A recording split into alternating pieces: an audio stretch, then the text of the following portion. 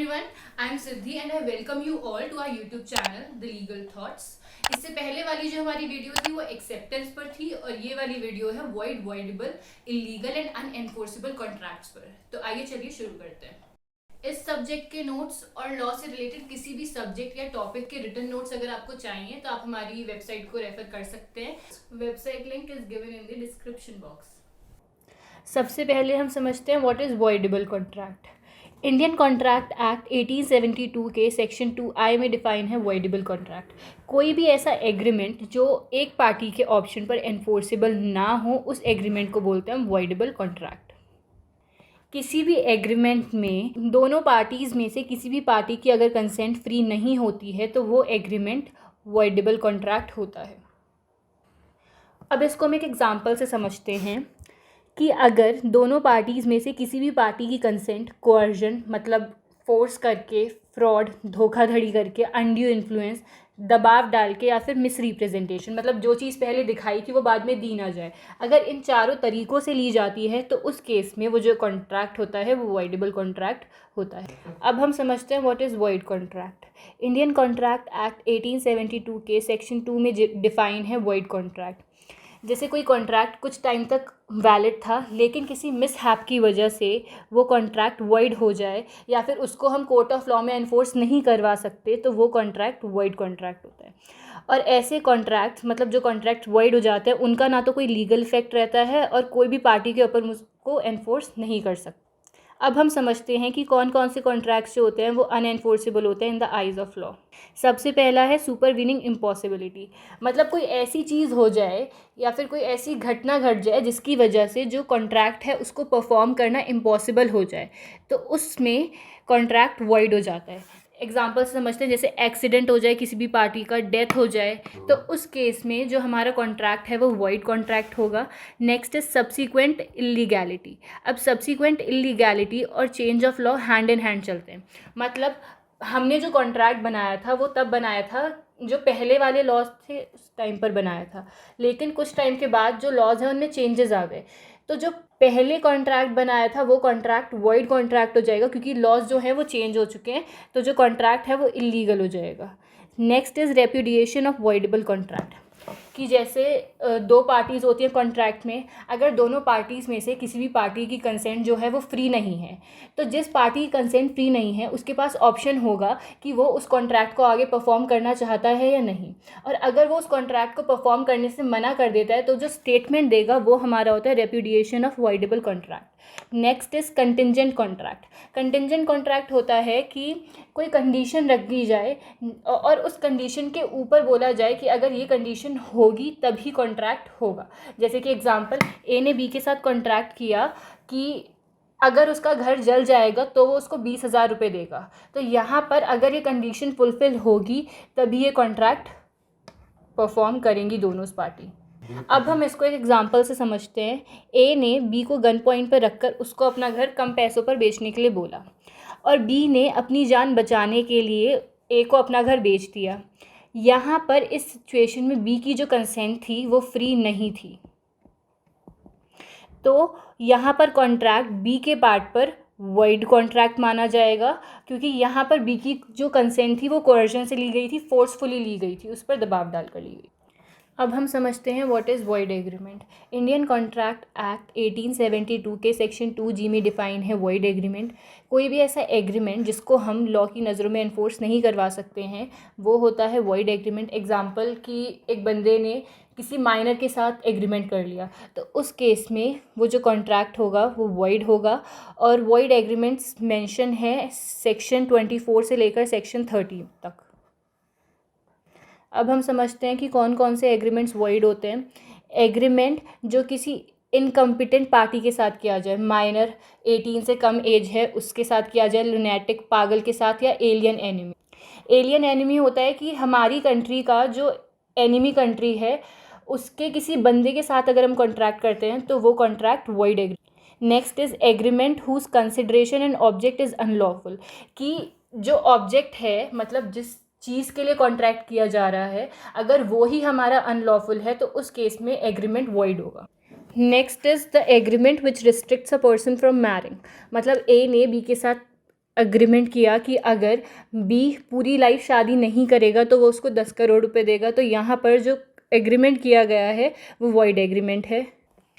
Next is कि अगर agreement करते वक्त कोई भी इम्पॉर्टेंट पॉइंट या फैक्ट ना बताया जाए एग्रीमेंट का, तो उस केस में वो एग्रीमेंट वॉइड एग्रीमेंट होता है। जैसे कि हम एक एग्जांपल से समझते हैं इंश्योरेंस कंपनी का, कि एक बंदा इंश्योरेंस लेने गया, उसको कोई हार्ट की डिजीज़ थी, लेकिन इंश्योरेंस लेते वक्त उसने वो डिज़ीज़ वहाँ पर डिस्क्लोज़ नहीं करी, तो उस केस में बाद में वो बंदा उसके लिए क्लेम नहीं कर सकता इंश्योरेंस कंपनी से। वहाँ पर उसको ये वाली डिज़ीज़ पहले ही डिस्क्लोज़ करनी चाहिए थी एग्रीमेंट करते वक्त, तो उस केस में एग्रीमेंट वॉइड एग्रीमेंट। अगर किसी भी बंदे को किसी भी मार्केट में ट्रेड करने से रोका जाए तो वो एग्रीमेंट जो होता है वॉइड एग्रीमेंट होता है। Next is what are illegal contracts. कोई भी एग्रीमेंट जो लॉज के अगेंस्ट जाकर बनाया गया हो, लॉज को ब्रेक करके बनाया गया हो, या फिर जो पब्लिक पॉलिसी है उसके अगेंस्ट जाकर बनाया गया हो, वो सारे कॉन्ट्रैक्ट्स इलीगल कॉन्ट्रैक्ट होते हैं। ए ने अग्री किया कि वो बी को ड्रग्स बेचेगा, चाहे उस कॉन्ट्रैक्ट में सारे एसेंशियल्स हों और वो कॉन्ट्रैक्ट वैलिड भी, मतलब सारे एसेंशियल्स उस कॉन्ट्रैक्ट को वैलिड करने के लिए, लेकिन ये कॉन्ट्रैक्ट इलीगल है, लॉज के अगेंस्ट है, तो ये कॉन्ट्रैक्ट इलीगल कॉन्ट्रैक्ट माना।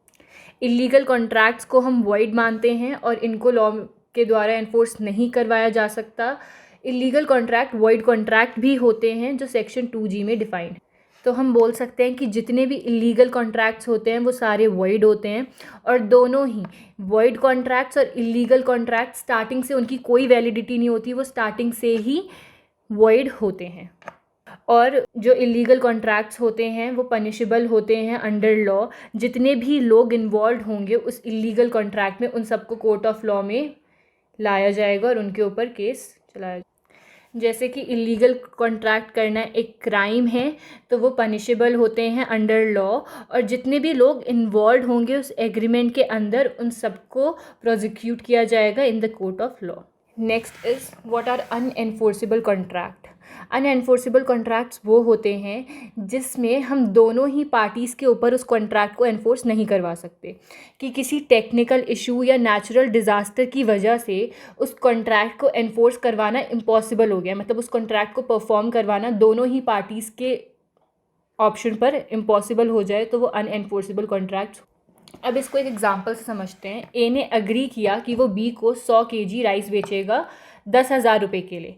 अब हैवी फ्लड की वजह से जो पूरी राइस क्रॉप थी वो डिस्ट्रॉय हो गई, तो यहाँ पर जो ऑब्जेक्ट था हमारा कॉन्ट्रैक्ट का वही डिस्ट्रॉय हो गया, तो ये एग्रीमेंट जो है, कॉन्ट्रैक्ट जो है वॉइडेबल हो जाएगा और किसी भी पार्टी के ऊपर इसको हम एनफोर्स नहीं करवा सकते।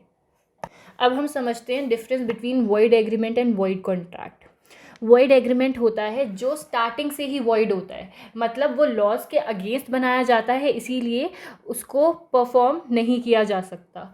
सेकंड जो दूसरा है वो है वॉइड कॉन्ट्रैक्ट। वॉइड कॉन्ट्रैक्ट होता है कि वो कुछ टाइम तक तो वैलिड था, लेकिन किसी मिसहैप की वजह से या फिर कोई भी ऐसा इवेंट हो गया जिसकी वजह से उसको परफॉर्म करना पॉसिबल नहीं था, तो वो वाला कॉन्ट्रैक्ट वॉइड कॉन्ट्रैक्ट होता है। जो वॉइड एग्रीमेंट्स होते हैं वो स्टार्टिंग से ही वॉइड होते हैं, लेकिन जो वॉइड कॉन्ट्रैक्ट होते हैं वो कुछ टाइम तक वैलिड होते हैं, लेकिन किसी मिसहैप की वजह से वो वॉइड बन जाते हैं।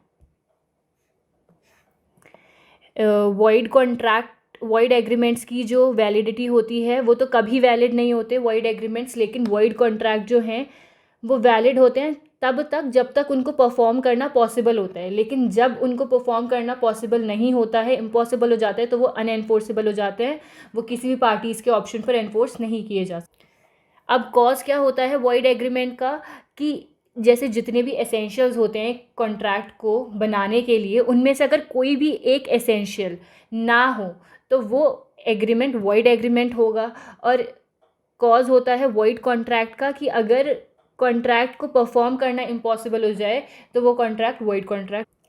And the last point is कि जब एग्रीमेंट बनाया गया था, जितनी भी रिक्वायरमेंट होती है कॉन्ट्रैक्ट को बनाने के लिए वो सारी नहीं थी, या फिर उनमें से कोई एक भी नहीं थी, तो एग्रीमेंट वॉइड एग्रीमेंट होगा।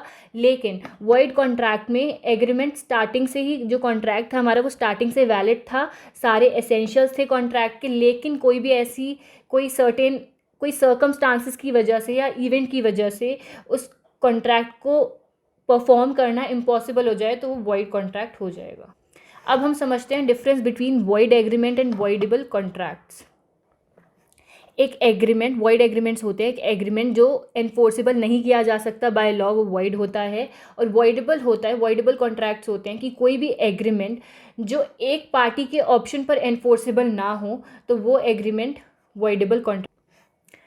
वॉइड एग्रीमेंट्स की जो वैलिडिटी होती है वो कभी वैलिड नहीं होते, वो स्टार्टिंग से ही वॉइड होते हैं। लेकिन जो वॉइडेबल कॉन्ट्रैक्ट्स होते हैं वो तब तक वैलिड रहते हैं जब तक जिस पार्टी के ऑप्शन पर वो एग्रीमेंट वॉइडेबल है, अगर वो उसको परफॉर्म करना चाहता है और वो उस कॉन्ट्रैक्ट को अवॉइड नहीं करना चाहता तो उस केस में वो तब तक वैलिड रहेगा।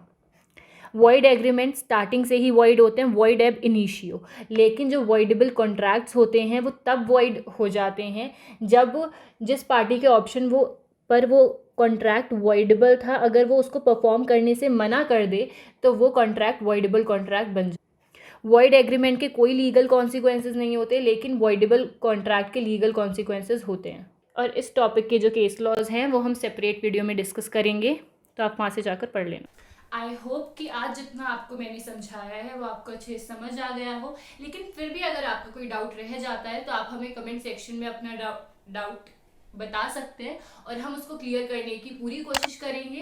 और अगर आपने अभी तक हमारे चैनल को सब्सक्राइब नहीं किया है तो प्लीज़ अभी जाकर सब्सक्राइब कर लो और इस वीडियो को लाइक, शेयर और कमेंट करना मत भूलिएगा। Thank you.